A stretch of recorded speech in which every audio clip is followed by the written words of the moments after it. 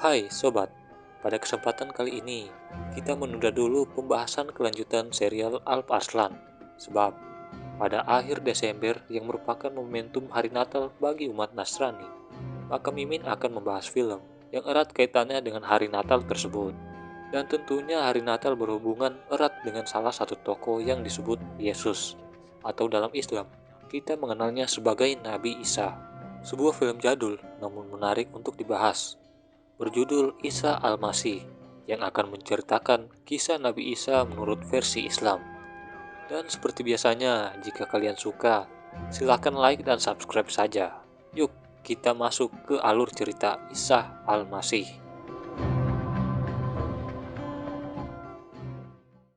Kota Yerusalem, 30 tahun setelah kelahiran Isa Al-Masih. Ketidaknyamanan menyelimuti kota itu karena penjajahan bangsa Romawi selama puluhan tahun. Bahkan, Kaisar Romawi menjadikan Yerusalem sebagai koloni pantai timur Laut Mediterania. Kala itu, Jenderal Pontius Pilatus akan tiba di Yerusalem. Bersamaan dengannya, terjadi pemberontakan oleh kelompok yang disebut pemberontakan Zilut, yang merupakan kelompok orang-orang Ibrani.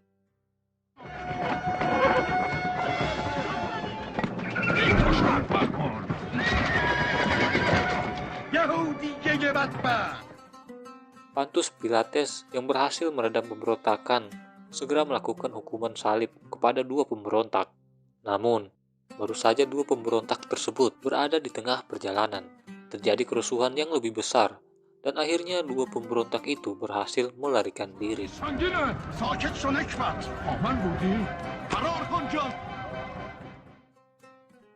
Di tempat lain, kita diperlihatkan seorang nabi, yakni Isa Al-Masih, bersama 12 orang pengikut setianya yang disebut Hawariun.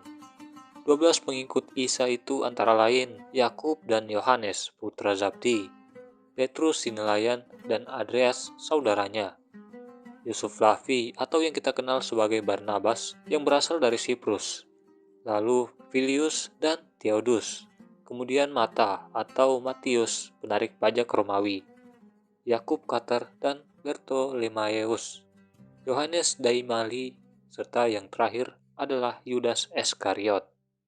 Ada juga seorang wanita bernama Maria Magdalena. Mereka semua senantiasa mengikuti ajaran Isa dan menemaninya kemanapun sang nabi pergi. Diperlihatkan juga Barnabas terus menulis semua hal terkait dengan keseharian serta ungkapan-ungkapan Nabi Isa.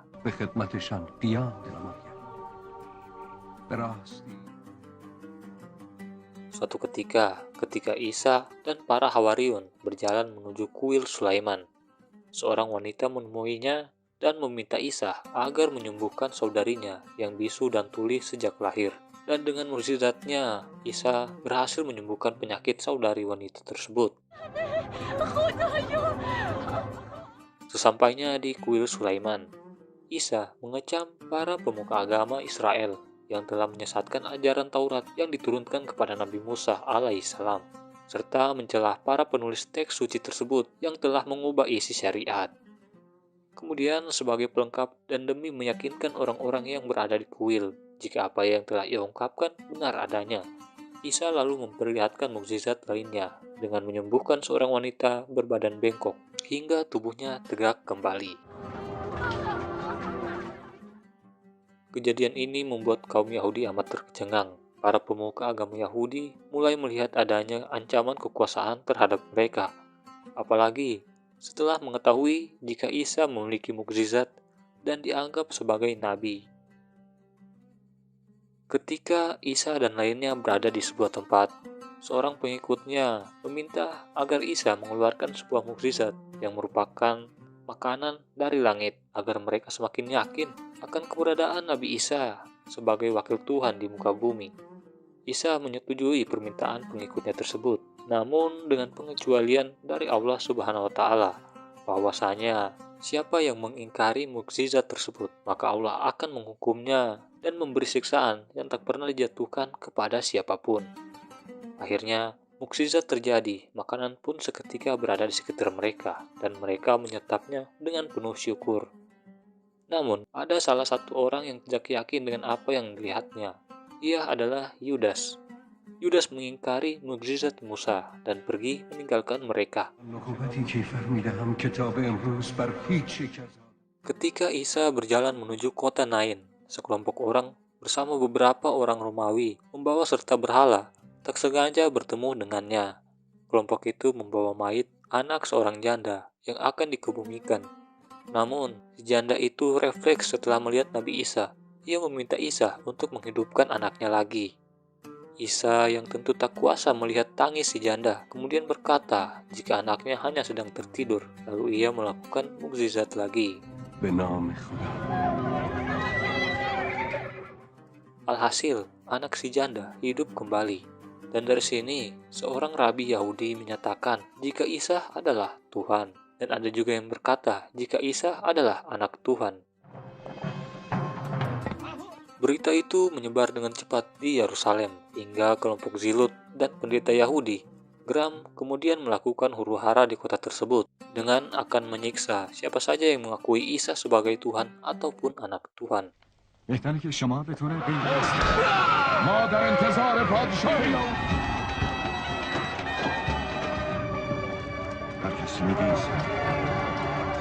Kerusuhan berlangsung selama 40 hari, dan makin brutalnya mereka hingga banyak nyawa yang melayang. Awalnya, pihak Romawi ingin membiarkan saja kerusuhan tersebut untuk menjatuhkan citra Nabi Isa yang baik. Namun, karena kondisi semakin memburuk, pada akhirnya Jenderal Pilates memanggil pendeta agung Yahudi, yakni Yusuf Kiyafa.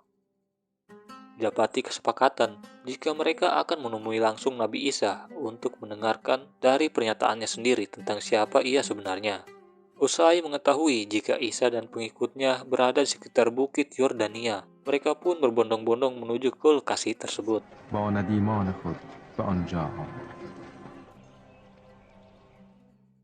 Setelah bertemu Isa, Yusuf Kiyafa bersujud untuk memancing ucapan Isa. Isa pun segera melarangnya. Ia menyatakan jika ia bukanlah Tuhan, apalagi anak Tuhan dan sebagainya. Amatlah berdosa bagi mereka yang menyatakan dirinya melebihi manusia yang lain. Isa juga menyatakan tentang informasi kehadiran Nabi, pembawa risalah yang terakhir, yang nantinya akan membenarkan klaim dirinya sebagai utusan Tuhan, serta tuduhan-tuduhan yang tidak rasional kepada dirinya. Usai dari situ, kerusuhan meredah dan pihak Romawi mengirimkan draft aturan di Yerusalem agar tidak ada lagi yang mengaku diri sebagai Tuhan ataupun para nabi. Di Kekaisaran Romawi, draft tersebut diperbincangkan hingga akhirnya semua anggota kekaisaran menyetujui draft tersebut. Suatu malam, Isa dan para Hawariun dijamu oleh pendeta Nikodemus di kediamannya secara diam-diam. Di sini Isa lalu menjelaskan semua tentang kesesatan para pemuka Yahudi yang menyelewengkan kitab Musa dan Daud. Nikodemus amat bersedih mendengar kata-kata Isa dan merasa semua ungkapannya benar. Namun tidak berselang lama, Maria Magdalena tiba dengan tangisannya yang semakin menjadi di hadapan Nabi Isa. Ia kemudian menjelaskan tentang saudaranya yang kini diambang kematian, mungkin saat ini telah wafat. Isa yang lagi-lagi tidak kuasa melihat kesedihan pengikutnya itu pun segera beranjak. Isa dan yang lainnya akhirnya sampai. Namun saudara Maria Magdalena telah wafat dan sudah dikebumikan selama 4 hari. Akan tetapi, Nabi Isa berkata kepada mereka jika saudaranya tidak wafat, namun hanya sedang dalam keadaan tertidur. Dengan mukjizat yang ia miliki, Nabi Isa kemudian mendekati kuburan itu dan menyuruh mayat tersebut untuk bangkit dari kematiannya. Dan ya, mukjizat itu kembali berfungsi dan saudara Maria hidup lagi.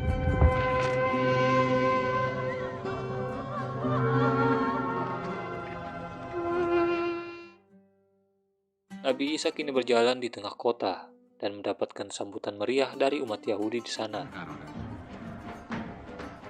Namun tidak dengan para pemuka agama Yahudi yang malah menyusun strategi untuk menjatuhkan Nabi Isa. Mereka menangkap seorang wanita dan dituduh sebagai pelaku zina. Untuk itu, Isa diminta memberikan pendapat, sebab menurut hukum Taurat, pelaku zina akan dihukum rajam. Namun Isa tidak serta-merta memberikan hukuman itu. Ia malah membuat lagi sebuah mukjizat dengan membuat sebuah cermin di tanah. Lalu orang-orang yang mengaku benar dapat membuktikan kebenarannya di cermin itu. Jika mereka benar, maka wajah mereka akan nampak di cermin. Dan amat mengejutkan, rupanya para saksi tidak melihat sama sekali wajahnya di cermin, yang menandakan jika mereka hanya berbohong. Wanita itu pun selamat dari hukuman yang memang tidak layak ia dapatkan.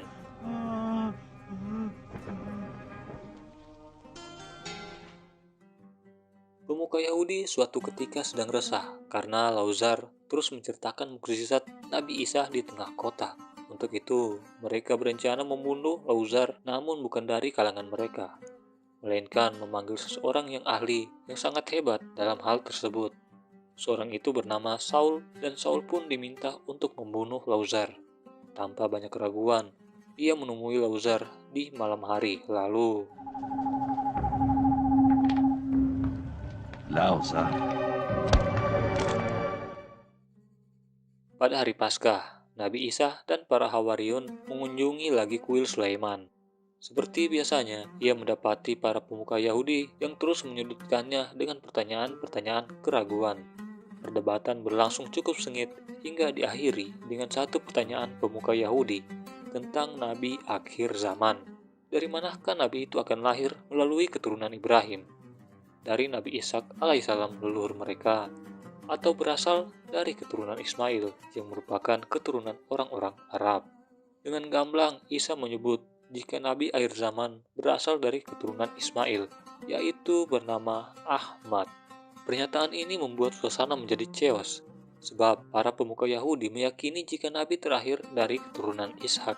Padahal Nabi terakhir umat Yahudi itu tidak lain adalah Nabi Isa itu sendiri.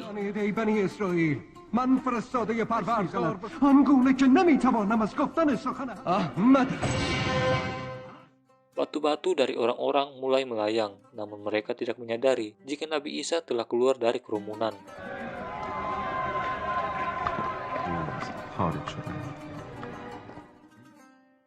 Kesabaran Yusuf Kiyafa mencapai puncaknya. Ia menemui Jenderal Pontius Pilatus agar mau mengatur siasat penangkapan Nabi Isa.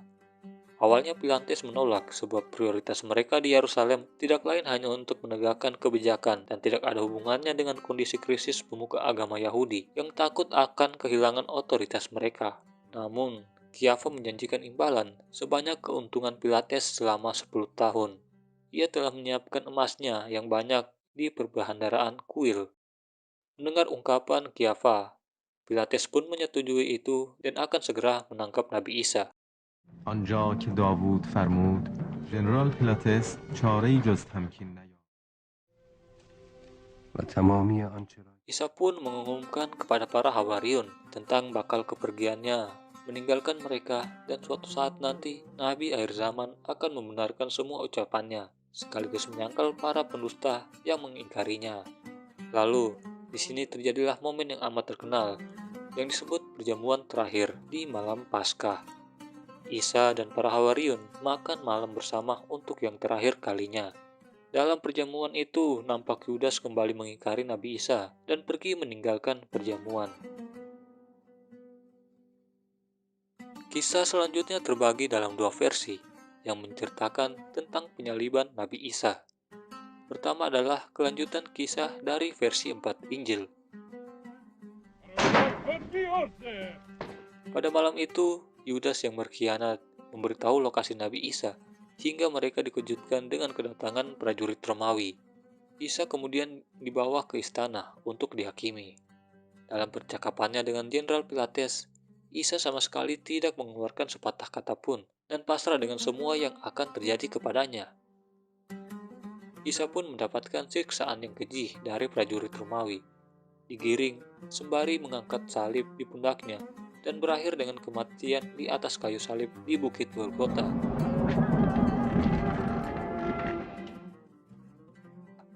Sedang versi lain, menurut Islam dan Injil Barnabas. Di tengah malam, Isa berdoa kepada Sang Pencipta untuk keselamatannya, dan doa itu dijawab melalui malaikat Jibril, yang menyatakan jika Isa tidak akan terbunuh, melainkan ia akan diangkat ke langit dan akan berada di sisi Sang Maha Kuasa. Isa pun pergi ke langit ketika para Hawariyun sedang tertidur. لبيك يا جبرائيل. Kemudian Yudas yang berada di tempat itu juga seketika diubah wajahnya serta tutur katanya menyerupai Nabi Isa.